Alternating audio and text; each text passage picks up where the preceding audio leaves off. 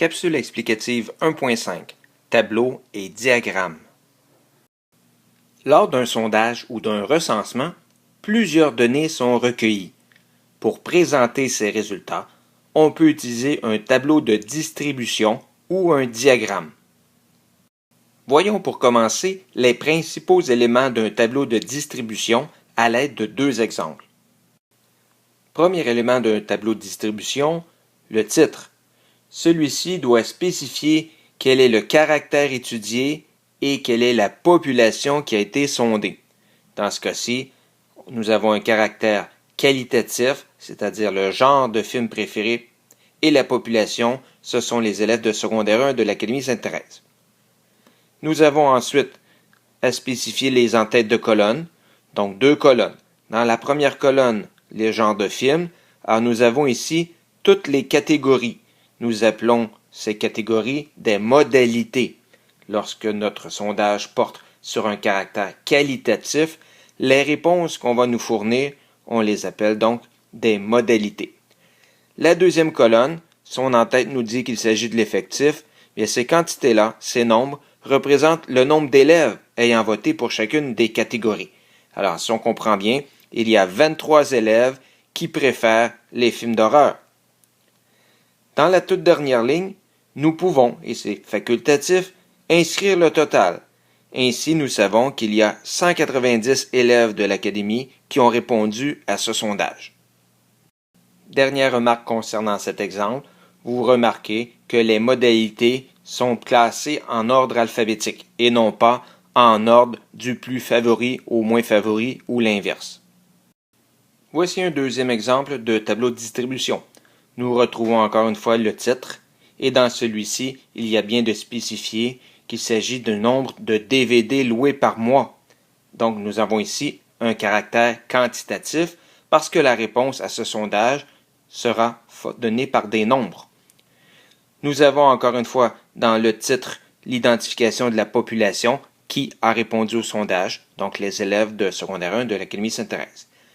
Nous retrouvons encore une fois nos en-têtes de colonne. Bon, première colonne, le nombre de DVD loués, et la deuxième colonne qui représente l'effectif, c'est-à-dire les réponses obtenues. Alors, par exemple, il y a 19 élèves qui ont dit avoir loué 4 DVD au cours du dernier mois. Quand on fait un tableau représentant des données quantitatives, nous allons mettre nos valeurs en ordre croissant. Dans l'exemple numéro 1 précédemment, on avait des valeurs qualitatives et nous avions mis nos modalités en ordre alphabétique. La dernière ligne de notre tableau, encore une fois, c'est facultatif, mais c'est une bonne idée de calculer le total pour valider, pour vérifier combien de personnes ont répondu à ce sondage. Donc, nous avons encore une fois nos 190 élèves de l'Académie Sainte-Thérèse qui avaient répondu à notre question. Lorsque le caractère étudié est de type quantitatif, nous pouvons vous demander de calculer l'étendue.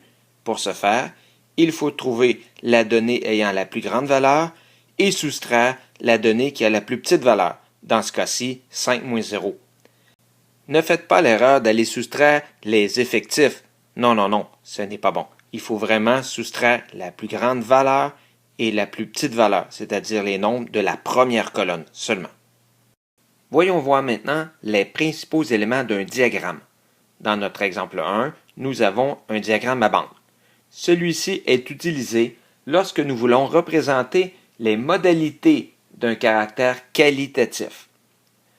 Alors nous avons le titre du diagramme, nous avons son axe horizontal avec l'identification de l'axe, nous avons l'axe vertical avec aussi son identification et entre parenthèses les unités appropriées. Chacune des bandes, vous remarquez qu'elles ont toutes la même largeur. Elles sont toutes séparées les unes des autres par une même largeur. Seule la hauteur de la bande varie.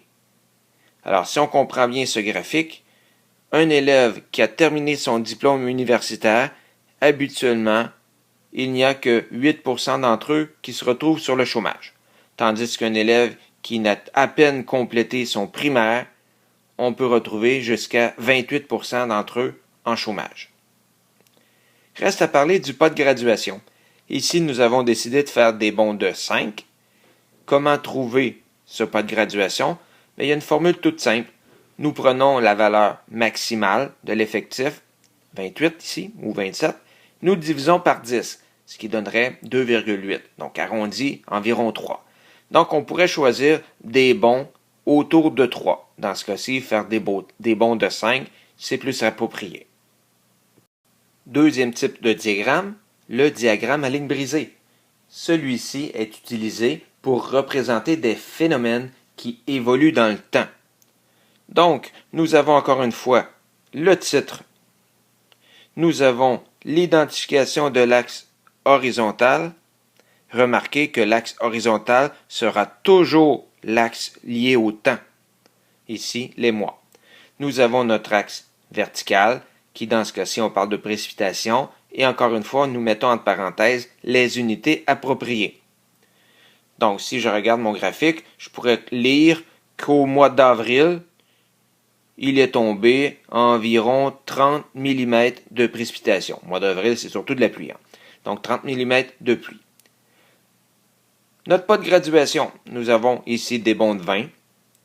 Comme tout à l'heure, il suffit de prendre la valeur maximale qui est ici à 130 et diviser par 10 qui nous donnerait 13. Donc, on peut faire des bonds de 10 autour de cela. C'est pour ça que vous avez 0, une petite coche qui indique le 10 et le 20 qui est inscrit. Chaque petite coche vaut 10, donc le 30 ici, le 40 est inscrit là. Finalement, comme il s'agit d'un diagramme à ligne brisée, chacun des points est relié par une ligne droite, d'où le nom ligne brisée.